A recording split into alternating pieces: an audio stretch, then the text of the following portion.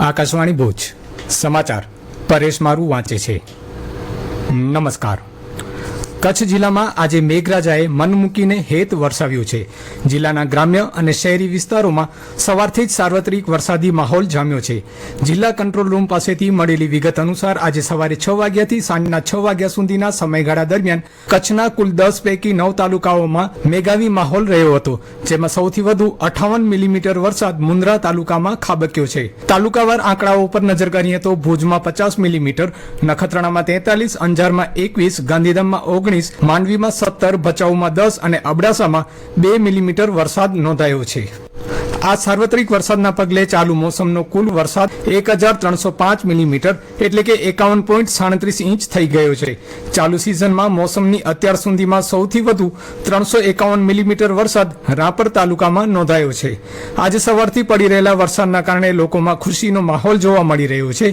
અબડાસા તાલુકાના ડુમરા ગામના અમારા સમાચાર મિત્ર જયેશભાઈ ગોસ્વામી જણાવે છે કે ડુમરા ઉપરાંત મંજલ, રેલડિયા, નારણપુર, વરંડી મોટી, વરંડી નાની, સાંધાણ, સુથરી, ખોડા, છછી અને લઠેડી સહિતના વિસ્તારોમાં આજે સવારથી જ ધીમી ધારે વરસાદ પડી રહ્યો છે।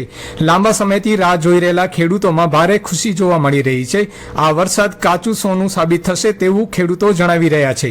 જિલ્લામાં પડેલા સાર્વત્રિક આ વરસાદના કારણે તળાવો અને ચેકડેમોમાં નવા પાણીની આવક શરૂ થઈ છે, જે ખેતી માટે લાભદાયી માનવામાં આવે છે। ભુજમાં આજે વરસાદ થતા શહેરના મધ્યમાં આવેલા ઐતિહાસિક હમીરસર તળાવમાં નવા નીરની આવક થઈ છે।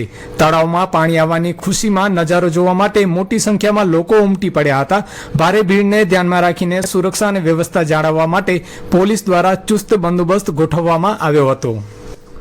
ભારતીય રાષ્ટ્રીય મહાસાગર માહિતી સેવા કેન્દ્ર દ્વારા લખપતથી કંડલા સુધીના કચ્છના દરિયાકાંઠા માટે હાઈ વેવ એલર્ટ જાહેર કરાયું છે। આગાહી મુજબ આવતીકાલે સવારે 8:30 વાગ્યાથી રાત્રે 11:30 વાગ્યા દરમિયાન 2.9 થી 3 મીટર ઊંચા મોજા ઉછળવાની શક્યતા છે। આ સ્થિતિને ધ્યાનમાં રાખી ઉત્તર ગુજરાત અને કચ્છના બંદરો પર 3 નંબરનું સિગ્નલ લગાડવામાં આવ્યું છે।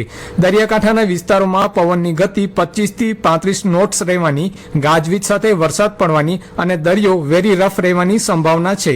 ખરાબ હવામાનના કારણે દરિયાકાંઠે વિઝિબિલિટી પણ નબળી રહેશે। નખત્રાણા તાલુકાના નેત્રા ખાતે ક્રાંતિગુરુ શ્યામજી કૃષ્ણ વર્મા કચ્છ યુનિવર્સિટીના એક્સટેન્શન સેન્ટરનું ઉદ્ઘાટન સમારોહ કુલપતિ ડોક્ટર મોહન પટેલના અધ્યક્ષસ્થાને યોજાયો હતો। આ કેન્દ્ર શરૂ થવાથી ગ્રામ્ય વિસ્તારની દીકરીઓને હવે ઉચ્ચ શિક્ષણ માટે દૂર જવું નહીં પડે તેમ મંચસ્થ મહાનુભાવોએ જણાવ્યું હતું। આ પ્રસંગે કુલપતિ મોહન પટેલે આવતા વર્ષથી નેત્રાને સરકારી કોલેજ મળવાની સંભાવના વ્યક્ત કરી હતી। કાર્યક્રમમાં શ્રેષ્ઠ કામગીરી કરનાર મહાનુભાવોનું સન્માન કરાયું હતું। કચ્છ જિલ્લામાં જવાહર નવોદય વિદ્યાલય દ્વારા ધોરણ 5માં અભ્યાસ કરતા પાત્રતા ધરાવતા વિદ્યાર્થીઓ માટે પ્રવેશ પરીક્ષાના રજીસ્ટ્રેશનની અંતિમ તારીખ 7 ઓગસ્ટ સુધી લંબાવવામાં આવી છે। પસંદગી પામનાર વિદ્યાર્થીઓને સરકાર દ્વારા વિનામૂલ્યે શિક્ષણ, રહેઠાણ અને ભોજન સહિતની સુવિધાઓ મળશે। વિદ્યાર્થીઓના વાલીઓને વહેલી તકે ઓનલાઈન ફોર્મ ભરી રજીસ્ટ્રેશન કરાવવા ડુમરા સ્થિત નવોદય વિદ્યાલયના આચાર્ય દ્વારા અનુરોધ કરાયો છે। આજરોજ કચ્છ મ્યુઝિયમ ભુજ ખાતે કચ્છ યુનિવર્સિટીના દ્રશ્યકલા વિભાગની દ્વિતીય વર્ષગાંઠ નિમિત્તે હાસ્ય કલાકાર પદ્મશ્રી શાહબુદ્દીન રાઠોડના પ્રથમ ચિત્ર પ્રદર્શનનું આયોજન કરાયું હતું। કચ્છ જિલ્લા કલેક્ટર અનિલ રાણાવસિયાના હસ્તે પ્રદર્શનનું ઉદ્ઘાટન કરાયું હતું। યુનિવર્સિટીના કુલપતિ ડોક્ટર મોહન પટેલની અધ્યક્ષતામાં યોજાયેલા આ કાર્યક્રમમાં વહીવટી અને શૈક્ષણિક જગતના મહાનુભાવો ઉપસ્થિત રહ્યા હતા। મ્યુઝિયમના ક્યુરેટર ડોક્ટર મહેન્દ્રસિંહ સુરેલા અને તેમના સ્ટાફ દ્વારા વિશેષ સહયોગ પૂરો પાડવામાં આવ્યો હતો। ગુજરાત પ્રદેશ કોંગ્રેસ સમિતિના પ્રમુખ અમિત ચાવડાના આદેશથી કચ્છ જિલ્લા પંચાયતમાં કોંગ્રેસ પક્ષના નેતા તરીકે રાજેશ આહિરની વરણી કરાઈ હતી। રાજેશ આહિર નિરોણા જિલ્લા પંચાયત બેઠકના સદસ્ય છે। તેઓ નખત્રાણા તાલુકા કોંગ્રેસ સમિતિના પ્રમુખ તરીકે પણ હાલ કાર્ય કરી રહ્યા છે। 200 થી વધુ તાલુકામાં આજે વરસાદ નોંધાતા રાજ્યના 15 જળાશય છલકાયા છે, જ્યારે 22 જળાશય હાઈ એલર્ટ પર છે। ઉપરાંત 8 જળાશય એલર્ટ પર અને 11 જળાશયને વોર્નિંગ પર રખાયા છે। રાજ્યની જીવાદોરી સમાન નર્મદા ડેમ 74% ભરાયો છે અને તેમાંથી 624 ક્યુસેક પાણી છોડવામાં આવી રહ્યું છે। અને આ સાથે સમાચાર બુલેટિન પૂરું થયું। નમસ્કાર।